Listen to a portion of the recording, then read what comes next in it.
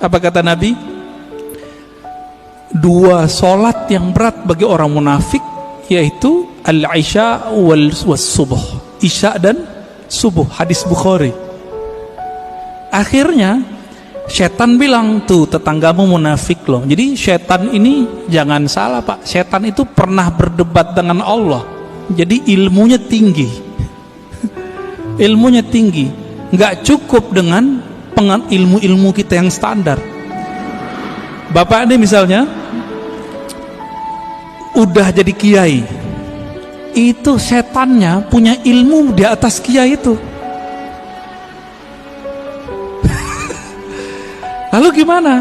Kita harus punya perangkat senjata yang bisa menaklukkan itu. Masih ingat kisah Nabi Musa? Nabi Musa didatangi, hadis Sahih Bukhari, didatangi oleh Adam. Saya pernah cerita di sini kalau nggak salah.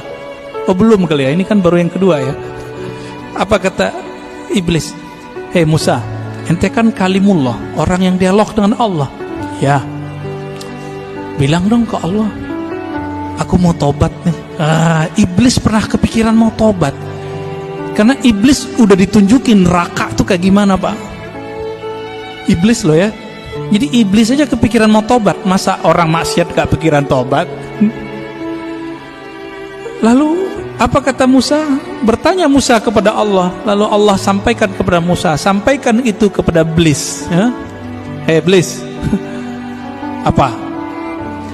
Jika engkau ingin tobat, maka revisilah pembangkanganmu itu. Gimana cara merevisi pembangkangannya? Tuh di sono tuh ada kuburan Adam, kakekku, tolong sujud kepadanya. Kira-kira jawaban iblis apa Pak? Ogah gua, dia hidup juga nggak masuk mau sujud, apalagi udah bawa tanah. Tambah kufur Pak. Inilah pribadi iblis. Jadi orang-orang yang iblisiyah ini, pewaris iblis, ngaji bukan nambah iman, nambah kufur. Ngaji bukan nambah rendah hati, nambah sombong. Apa kata si iblis waktu Nabi Adam masih hidup? Ana khairum minhu, aneh kan lebih baik dari dia. Jadi kalau kita berani nih ngomong, Bapak mau ahlus sunnah, mau nggak ahlus sunnah? Bapak nih udah ngaku ahlus sunnah, terus merasa lebih baik daripada orang yang nyala-nyalain. Iblis juga itu. Jadi kita nggak boleh merasa itu meskipun kita benar. Ini yang dimaksud oleh Nabi. Siapa yang berdebat, meskipun dia tahu dia benar, dia tinggalkan perdebatannya, Allah taruh dia di tengah-tengah surga, wasatil jannah. Tapi dia tahu dia benar, orang ngajak debat dia nggak mau debat. Kalau tadi udah debat duluan, maka Allah taruh dia di tempat paling tinggi, yaitu Firdaus. Kenapa? Karena debat itu adalah karakter iblis yang jahil kepada Allah.